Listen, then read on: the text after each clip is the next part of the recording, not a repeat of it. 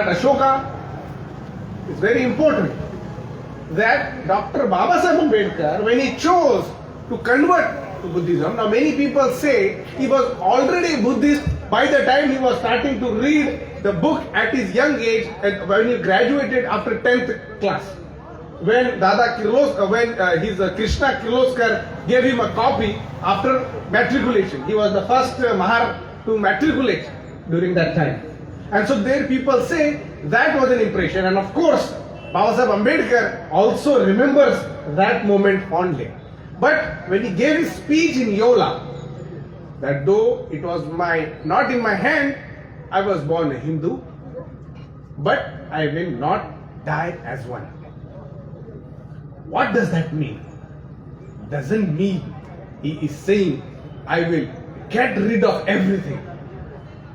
Babasaheb Ambedkar wants to embrace what belongs to him. The Brahmins in India historically are crooked people. They are not original. Whatever they have is either by stealing, either by cheating, or either by lying. The best example, Marti is saying that wherever temples you go, it is originally Buddhist. Whatever sites of worship you go, it is originally Buddhist. Whatever philosophical foundations they have, it has some relation, if not Buddha, the Sramana culture. So we should not give up, and that's why Dr. Babasaheb Ambedkar, when he was thinking, he was reconverting to our ancestral faith. Our ancestors, what they were practicing, what they were preaching, what they were professing in their life, Dr. Babasaheb Ambedkar thought this was a moment for me to take my people back to where our ancestors were sitting next to each other. And what date he chose? He chose the day when even Samrat Ashoka publicly embraced Buddhism. It is a lineage. That's why that day is called Ashoka Vijayadashmi. Ashoka Vijayadashmi, the day when Samrat Ashoka, the king of the king, the lord of the lords, the emperor of this entire fertile land, Samrat Ashoka, when he bows to the wisdom, to the Panya of Tathagat Gautam Buddha, he sends a message to the world that my value, my strength is just a figment of thought what this enlightened person has achieved in his one life. And that humility, Babasaheb Ambedkar then connects us to that rich history. He was just not thinking some random dates. We all know he pondered upon it for more than 20 years. Right occasion, right time, right place. He had already converted to Buddhism privately. But when he was converting his entire people, he chose a day when he will lead his mass. And that day, taking lessons from the downfall of Ashokan Empire, when Pushyamitra Shunga tried to assault and kill and create a genocide of monks and Buddhist culture here, Dr. Babasaheb Ambedkar gave us a very powerful shield so that we don't get assaulted and murdered under this regime. What did he give? He gave 22 vows.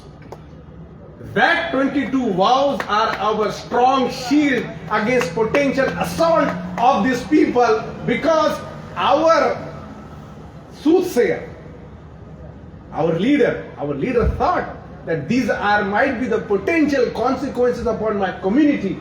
I don't want them to befall, because when I will go, who will take care of them?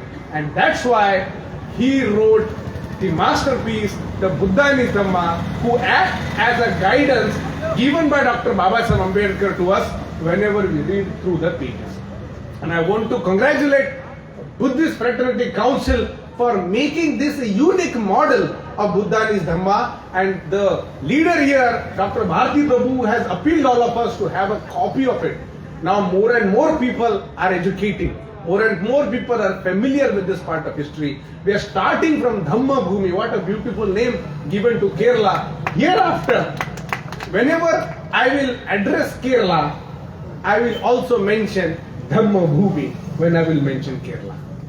This is a great cultural change we are doing. Then we have a Sangha Bhumi, we have Diksha Bhumi, we have different Bhumis. That means we are actually going back to the ancient Indian Republic identity that belonged to you and I. The people stole away from us, and that's why we became people built up with inferiority complexes. People trying to live not to the heighten of responses when people are attacking us. Because they took the powerful shield from us, the shield of Dhamma. If we add Dhamma into our life, our negativity will turn into positivity, inferiority will turn into thinking about yourself as somebody who's equal. This is the manifesto we would like to propose. The Dhamma Act is one of the very important foundations of what we are trying to do. We are going to make many changes in this, and there will be many deliberations.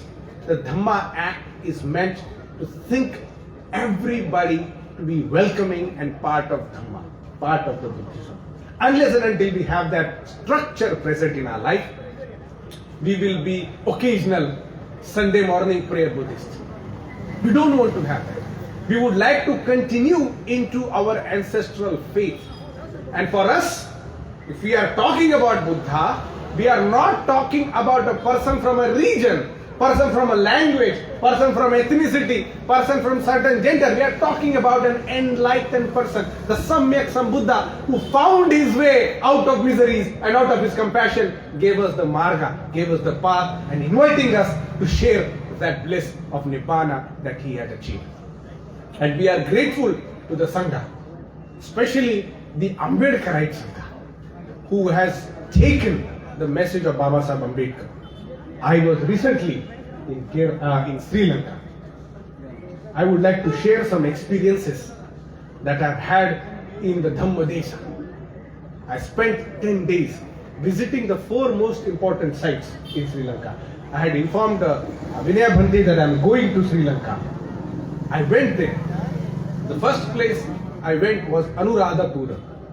Anuradhapura is where the relics of Tathagat Gautam Buddha are kept. Now imagine how visionary our ancestors were. During the 4th century, the Buddhist kings here sent 2 emissaries with the relics of Buddha to Sri Lanka. Why did they send? They potentially knew if there was an attack on India, and if they take away everything, at least an island far away in Sri Lanka will preserve the relics of Buddha. And that was true. The relics are still preserved there, and they revere. Then Samrat Ashoka, he sent his 2 most beautiful children again to Sri Lanka. And these children, they joined the blissful order of Sangha. They call them Thero and Theri. Sanghamitra, one who went there, took the Bodhi tree with them and planted there. Anuradhapura is where that place is. And the kings, when realized the daughter of an Ashokan emperor is coming, they welcomed her with all the regalia. And when they see, she is a bhikkhuni. She doesn't need all this luxury. She was there to spread the word of the Lord Buddha. She was preaching. She led a nunnery by herself, and I saw the place where they cremated her. And the sight was so beautiful that a nun was leading, a bhikkhuni was leading prayers, and people dressed in white like you and I were sitting there. They were offering their gratitude to that beautiful moment. And then Samrat Ashoka's son, Bhante Mahinda, they call him Mahindra. From that place, I traveled to Polonnaruwa, another ancient city where relics are, and then I of course went to Kandy and then Colombo. During these visits of different places, I saw 3 things that I would like to mention. In people, I interacted with people. You sit in auto, you sit in bus, you go to restaurant, you talk to people. 3 things came to me straight away. One is smile. The people, wherever I went, greeted me with a smile. Now, I am not used to people smiling. I thought they want something from me. So when they smile, I put my hands in my pocket if they want to steal something. Because I live in a country that is so corrupt that I am afraid if somebody is showing a positive, kind human gesture, I think he is stealing something from me. For 3-4 days, I have to get accustomed. Every time they smile, I am thinking there is a potential something that is assault. My mind was corrupted in this land of Brahminism. First was smile. Second was genuine kindness. People were genuinely kind. They had no reason to be kind. I told them, I am from India. They have much more reverence. And I said, I am Buddhist India. They are more happier because they connect to that history very assertively. And the third thing, smile, kindness. Third thing was generosity. They were generous people. Auto wala, if I go, the bill is 265 or 264. Now we don't have change. You give him 260. He don't ask you for extra change. He said, it's fine. I will go now. Those people were willing to sacrifice 1, 2, 3, 4, 5 rupees just because they want to make sure that they are not asking than what they deserve. I was very surprised. Where here, based on 1 rupee change, people might beat up each other. They might assault each other. There are cases in court for small piece of land or small inch of property. But people, regular auto walas, were willing to forego that few rupees. And I pondered upon it, what is the reason? Am I because I am tourist? Are they trying to show something? I am trying to think meditatively. And then only one answer came to me.